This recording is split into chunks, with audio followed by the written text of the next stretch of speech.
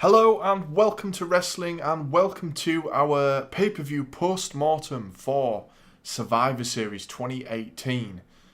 Before we get started, congratulations on the predictions win. Adam has now held our pay-per-view predictions championship trophy. Prestigious trophy. 3 pay-per-views in a row now. For 3 pay-per-views. Mental, ain't it? But now we've sort of switched rooms and I don't really know where to put it because it's supposed to go on my side of the table, but I don't have a table anymore, so you'll just have to hold it up. There you go. He's a proud champion. I'm a fighting champion. Yeah, we're trying things a little different today. We're going to see how it goes maybe for this week's videos and see what you guys think. So let us know in the comments. We're going to see how it goes, and then if it's no good, we'll revert back to our previous setup. But we're going to give it a go. Anyway, let's get on to talking about Survivor Series. Gonna go on my little. You're going to put it there behind you? Yeah. Sort of just a general thought before we get into the nitty gritty of everything. What did you think of the show overall? I thought it was alright actually. You enjoyed it. I had mixed feelings on it. There was some great parts and there was some bits that I really didn't enjoy. There's some parts that didn't make sense. Yeah, so we'll get into that. So the night started off with a little backstage segment of the Raw Women's team.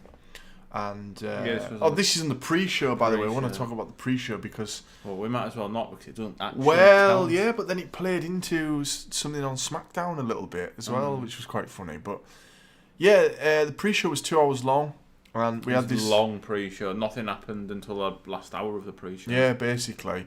But like I said, they do it so that they can sell the network, really, because it's free on YouTube and on Facebook Live. Yeah, did they put it on Facebook? Think so. I think it's on Facebook Live and YouTube. So yeah, I think it's on YouTube for free as well. So yeah, there was this backstage segment with the girls from the Raw team, and Natty and Ruby, of course, have been having differences recently, so they ended up having a little bit of a fight in the locker room. Yeah. So they get removed from the team. Yeah, Paige wants them rid. Gone. Not Paige. No, not Paige. Alexa. Alexa, that's the one. Yeah, so I don't know why this happened, or if there was any particular reason. I know that Sasha's apparently been kicking off about not being on the show, so I don't know if she'd maybe knocked on Vince's door. Well, I'd rather have Bailey in them anyway. Yeah, Bailey and Sasha in anyway. Anyway, so that happened, and then it was the tag elimination.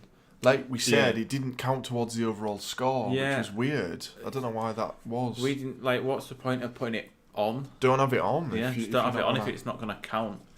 It wasn't like they were all wearing the Raw and SmackDown T-shirts and everything, and you thought that's it, and then nothing. It just didn't even count. So what was the point? Yeah, made no sense. I thought it was a fun little match. It was full of botches. Yeah, botchamania. But it was quite fun.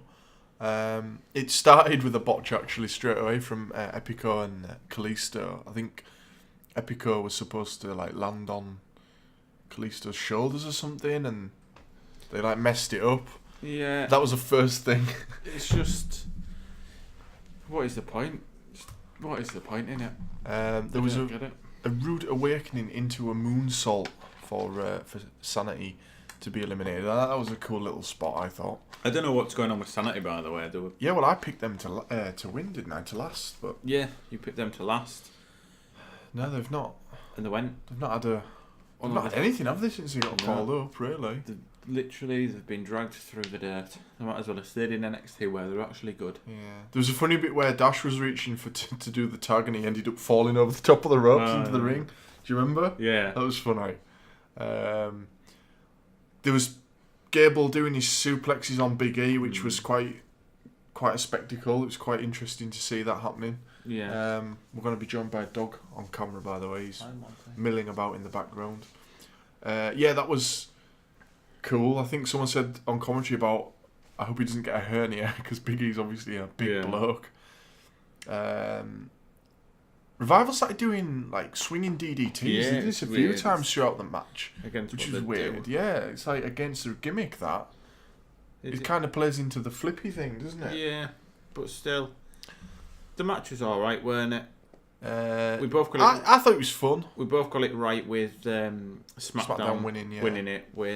Who was the last two members? It was the Usos, who I went for, Yeah. and it was the Revival, actually. Yeah, and that was fun when they were left together. Yeah.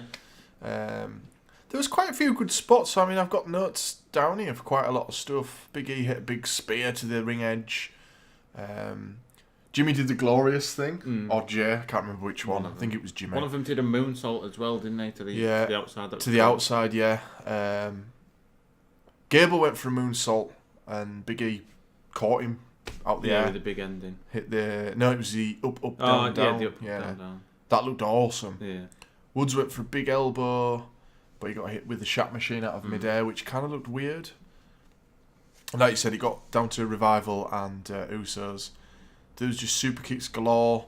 I've got no doubt that Jimmy went for a frog splash, but now I'm starting to wonder if I've put the wrong Uso down. It was one of them. They both looked the same. Did the lock and load thing in midair for Roman. That was cool. And the win. The one. The W. Usos got the win. Which meant nothing, because WWE decided to just scrap the pre-show, forget about it. Yeah, so like we It said, didn't count.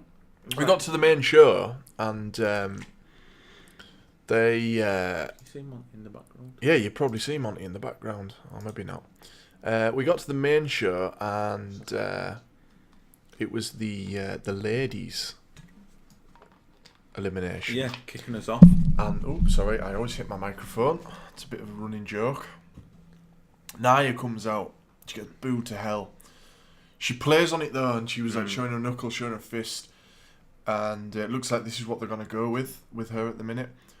Good heel work, I thought. Got into the match. Naomi hits a good step up Enziguri off the turnbuckle. Thought that was cool. Tamina hits super kicks. Goes for Carmella. Carmella actually got to roll up Tamina, which was... Yeah, Carmella got to do a little 7-second dance as well in the match. That was interesting. Wasn't expecting that. Yeah. So was Tamina the first one to go? I think she wasn't she? She was early on. She was early on. I don't. Because she was my pick, wasn't she? Yeah. Was she second to go? Maybe. Or...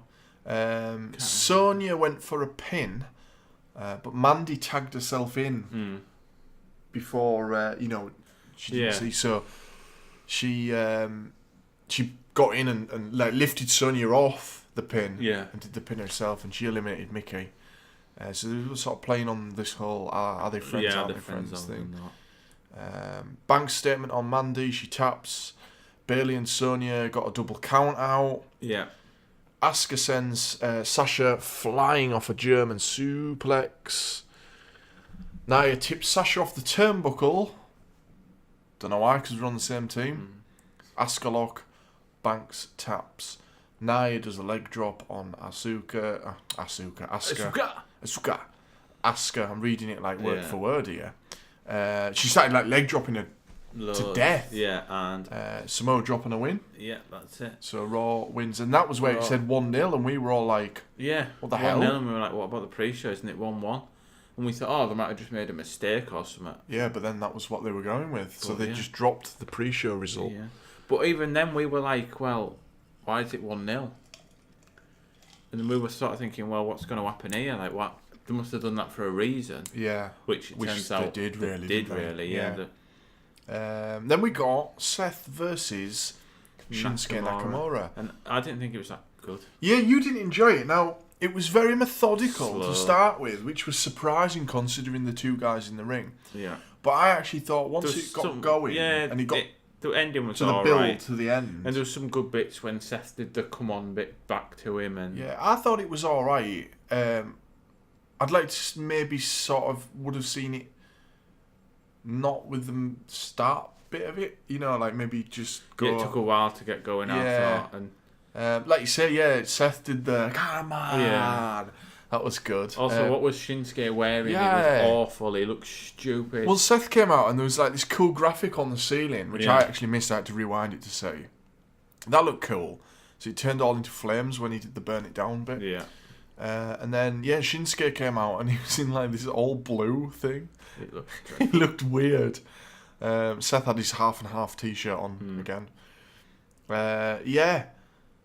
Got big super kick in on Shinsuke. Suplex into the Falcon Arrow. Kick out. I love it when he does that though. That big superplex. Yeah. And he rolls through, does the Falcon Arrow. Brilliant stuff. We got the ripcord knee, frog splash and a miss. Nakamura hits the Kinshasa, but it was a kick out. Yeah, did he hit it to the back of the head? Yeah, it was like on the back, yeah. And then this is where I thought it started picking up and it was getting really good. Did a bunch of like kicks and misses, both swinging at each other and missing. Eventually Seth hits the stomp and he wins with the weakest he pin barely covered him, in the world. He just basically flopped onto him like this. I swear the ref started counting before I even got onto him as well. But I thought it got going. But that was 2-0 to Raw then. 2-0 to Raw. Yeah. Even though it should be 2-1. Yeah. We get a backstage segment with the Raw team. Braun tells them that he doesn't like them all. He goes through, I don't like you. Yeah. And I don't like you. And he gets to Finn and he goes, you're alright. Yeah. That was quite funny. He throws Leo Rush into Baron Corbin. Yeah, since he can't touch him. Yeah, he's not allowed to touch Corbin, so... and then it's on to the next match, which is AOP versus The Bar. What on earth was this? Oh, yeah. I don't even remember much of the match. Oh, well, so Cesaro's doing like the Cesaro swing on one of the AOP boys, which is like, Jesus Christ, how does he manage to do that? And then, but the other AOP guy ran in, jumped over the top of his partner when he was swinging round, and then clubbed Cesaro. That was quite a cool bit. Basically, it wasn't much of a match, and then like Drake started running distractions and stuff. Yeah. But the Bar nearly won off Drake doing his distraction. Yeah, and then he was distracting him, and Cesaro chased him around the ring. Yeah. Until he went straight into the Big Show. Yeah, he like knocked him out, didn't he? Yeah, and then Big Show picked him up. Yeah, he was like choking him out in the ring. Yeah. In the ropes, and he pissed himself. It made no sense. What the hell? It was stupid. Yeah. But yeah. He pissed himself, and then AOP won. Yeah, because the Bar were laughing about it. Yeah, they were like laughing at him, and then they won. And it was weird. It was random. Yeah, it was really weird. And it was probably one of the worst things of the night. I thought it was stupid. Like, yeah, it wasn't great, was it? AOP was supposed to be this. I know it weren't them, but it was sort of their team, sort of still. I know. It was bad. I want to pull that round to here, and then I can do it from here, can't I? It was bad. Anyway, AOP won 3-0, and at this point we're thinking, oh my god, what if it's going to be a whitewash? Well, I think that's where we clocked onto the fact that it was going to be, didn't we? Well, yeah. Because they'd scrapped the pre-show thing. Yeah, we were thinking, 3-0. Obviously, we thought Ronda and Brock are easy picks to win. And then we thought, Jesus, they're going to do this all whitewash then. Having fun over there, little man. I'm loving it. So, we get to a backstage segment, and it's the SmackDown crew, and Miz is giving an inspirational captain's speech. He hands it over to Shane, because he's been a bit of a suck-up at the minute to Shane. Yeah, he is. He's really hamming it up. He was, like, really over the top. Yeah. That was quite funny. And then R-Truth turns up, and he turned up earlier, didn't he? Was that for the Well, the he turned up for the women's match. Was that the Raw women's team? When they were no, backstage? SmackDown with Carmella. Okay. And he was wanting to be in the match, and they were like, "Well." I thought it was the Raw women's. He turned up to. No, he turned up to the SmackDown women's, and he turned up to the Raw men's. But you turned up to the SmackDown men's as well. Men. Yeah. Oh, did he? Because he was saying to the Raw men's, he was like trying to like G them all up, and they're like, "You're not even on Raw." Not in our team. Yeah. And he's like, "Oh yeah." Anyway, he was probably the funniest bit. It was good. He was one of the best bits, wasn't he? He was asking Shane backstage if he could be on SmackDown. Yeah, if he could have a place on the roster, and they're like, you're already on it. He was like, "Oh yeah." Yeah, it was funny. It was funny. Followed by the cruiserweight match, I think, after this. Yeah, and for the second pay-per-view in a row, you could argue that the cruiserweight stole the show. Yeah, it was good. I enjoyed it. I thought it was a really good match. He's good, yeah. Just a few notes from the match that I got. Mustafa Ali came down in his crazy LED gear, which I like. He took a big bump of being pushed off the ring edge onto the outside.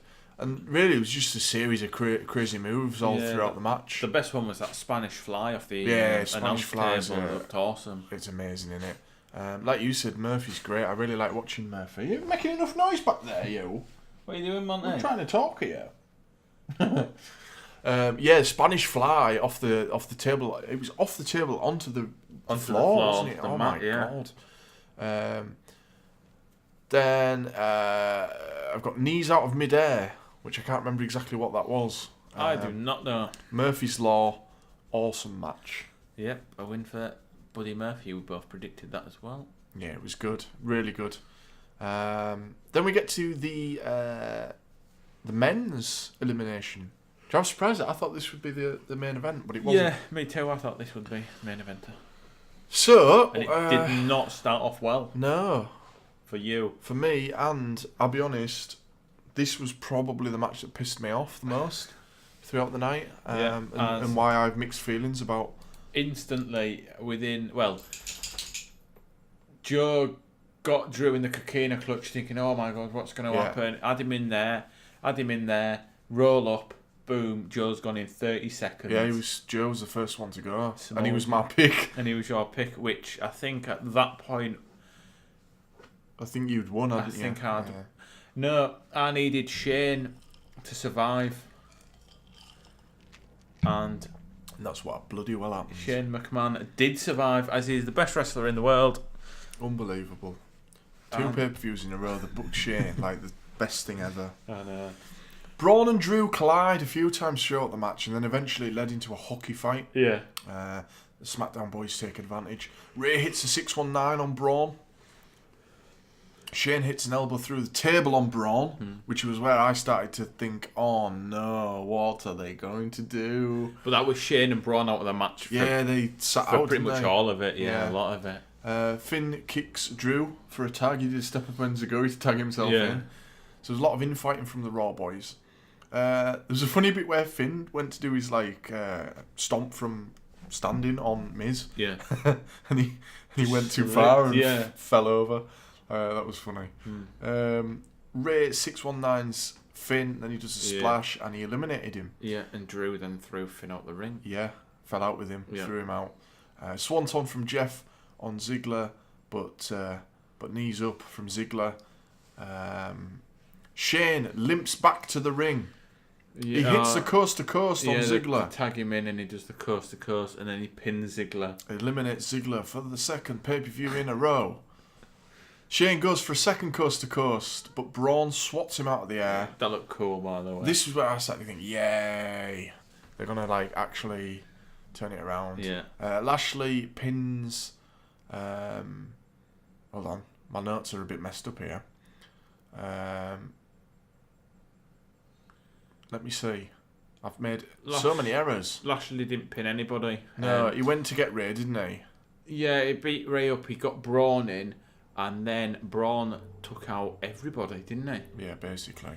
Jeff tagged in. Braun was doing running power slams on everyone. He got Hardy out. Yeah, he got 4, didn't he? He eliminated the rest of the team. Yeah. Drew got Joe, and then Braun got the other 4. Everyone else, yeah. Who was it? He got Hardy, and then he got... Well, Ray went to do a 619 again on him, and he got Ray. Picked him out in the middle of the ropes, didn't he? And power slammed him. Yeah, he got Ray. Then he got The Miz. And then, last but not least, the best wrestler in the world, Shane McMahon, came in. It was the last man standing. And it was... Fucking hell. There was a point, to be fair, when it was Shane McMahon versus Braun, Lashley and Drew McIntyre. And we were just sat there saying, please don't turn this around. Because we actually thought for a moment, imagine if he pins one of them, or... Well... And thankfully, Braun just picked him up, power slammed him, done. Corbin decides that he's going to jump Braun after the match. Yeah. And he leaves with Ziggler and Drew, so I don't know if they're going to be kind of like a little squad. Shit booking.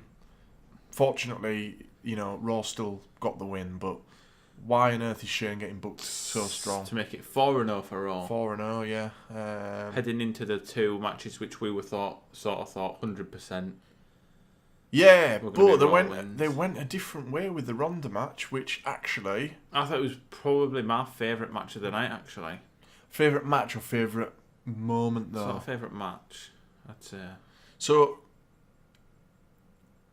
Charlotte, Ronda. Obviously, Charlotte stepped in for Becky. Ronda got bust open quite early on because she hit the turnbuckle and like her mouth was bleeding. She sort of tripped, didn't she, and smashed her face into the bottom turnbuckle and busted herself open. There was a point where Charlotte went for a moonsault, but Ronda, instead of getting her knees up, she like put her legs all the way up, which was different. She got really fired up, did Ronda at this point, but then she turns around, she got like hit with a massive spear off Charlotte. Yeah. It was quite a hard hitting match, actually. Yeah, it was. Figure 4, but Ronda reverses and they roll out of the ring. There was a lovely transition, which I guess must have been. I think that was when the figure 4 happened. I can't really remember now. But Ronda's really good at moving between moves. Yeah. I wonder if that's like a judo coming into it. Maybe, yeah. She's just got this way. I don't know. It just looks so good. Smooth, isn't it? Yeah. She goes for the Piper Pit. Tries for the armbar, but Charlotte manages to block it. Yeah. And then, all of a sudden, Charlotte hits Ronda with a kendo stick. Yeah. Loses. Ronda wins. Yeah, Ronda wins. Via DQ. And then Charlotte just beats her up with... She went absolutely mental. Heel turn. Yeah. We finally got Charlotte a heel turn after asking for about... Well, how long's it been? She's been face for a while. Is she heel? She didn't yeah. She didn't really seem that heely on SmackDown that much. I didn't think. No, she's heel. She's back to being heel. Definitely. And she's been face for about a year, hasn't she? Yeah, but is she in like a Becky situation where she's sort of like a badass? Yeah, I get what you mean, but I think with Becky, that's just because the crowd won't accept her being all out heel. I think with Charlotte, she is just better at being heel. Yeah, she is loads better at being heel. Charlotte went mental. She went for chair. The ref stops her.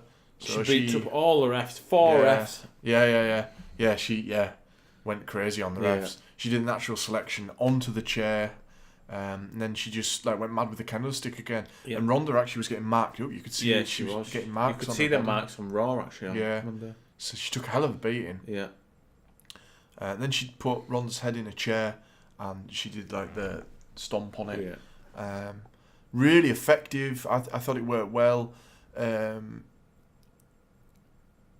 wasn't too bothered about Ronda getting beat up because I don't want to see that, but I think this worked. Yeah, it was the good. way they did it worked. Maybe hinting towards a Mania match now. Possibly. Definitely, or Rumble. I think it might be Rumble. Maybe one of the two. But there was plans for it to be Mania, so then maybe they'll have a 3 series. I don't know. Yeah, we'll see. Yeah, good segment this. Then we got the main event, which was Brock Lesnar again, and it started off bad, very bad. Yeah. Well, Danny Bryan comes out. He does a couple of yes chants, and we were a bit like, "Why is he doing yes chants?" And then he stopped. Yeah. Because he was like, "Yeah, I'm heel now." He's hot at the blocks, and he's laying into Lesnar, but quickly Lesnar turns it round. Suplex. Yeah. And oh my god, some of the suplexes we were like cringing. Yeah. Because, obviously Daniel Bryan's had his concussion issues and whatever. He landed on his head on a few. Oh, we were like, oh my god, should he be doing this? Like, the first bit of the match where it was so slow, like... Well, it was just a standard Brock match, wasn't it, to start with? And then he walked around for a bit, and then a suplex. I was getting really pissy about it. I was going, like, this show's been shit. Yeah, and then an F5, and then he wouldn't pin him, and then an F5, and he decided not to pin him. It was 4 minutes, basically, of Brock dominating. Yeah. But then Bryan turns it around. He did. A couple of kicks to the head. Yeah. A few kicks. Yes locks. Yeah. Brock was selling good for the yes locks, actually. Brock was selling really well. My only problem for the yes locks is Brock got out of them so easy. He literally put one hand up and just got him off. When Daniel Bryan started turning it around, Brock was selling great. And I've seen a few people mention this on Twitter. A couple of like other people that do wrestling channels and stuff. when Brock likes his opponent and he's motivated by his opponent, he actually does have a good match. Yeah, he can get into it like he did with AJ Styles last Survivor Series. Yeah, exactly. So, it's a shame because you look at him and you think, well, you can do it, so why? But then I don't know if it's just because he's always booked the other way. But we've only got one more Brock match anyway, and then he'll be gone. Yeah, it looks like it. Yeah. Well, it's confirmed apparently now. Anyway, eventually Brock manages to hit his final F5 and he wins, but at least they did something different and it wasn't just a Brock squash. Yeah. And it did change into just something of a better match towards the end. Yeah, it weren't too bad. So, as I said earlier, my thoughts was it was a bit of a mixed show. I enjoyed the Charlotte and Ronda. More for the afters, but the match was alright as well, I guess. I enjoyed Seth and Shinsuke when it got going. I really enjoyed the Cruiserweight match again. I'm even considering starting watching 205 I'm not watching because of the way these two are. Well, the way that Buddy Murphy's. What is your overall Survivor Series rating then? I'm gonna give this one a 7 out of 10. Yeah, I don't know. I think because of the men's match, that soured me a bit with Shane. When they decided not to give the tag team the tag thing. I don't know. I'm sitting around there. Maybe I'd say 6. I think the Shane thing I sort of knew it was coming because he's always booked strong. He's never booked weak. But then Joe, why did Joe have to go first? They've ruined Joe. I want to say 6. I want to say 6. And that is it. That is Survivor Series 2018. Let us know what you thought in the comments below. Yeah, give us your ratings out of 10 on it. And subscribe so you can keep up with all our videos that we're doing weekly. And we will see you for our Raw replay and SmackDown synopsis for the post-Survivor Series show. I will see if I can get this trophy off of Adam in the next pay-per-view, which is TLC. TLC in December. December, yeah. Thank you for watching. We'll see you again soon.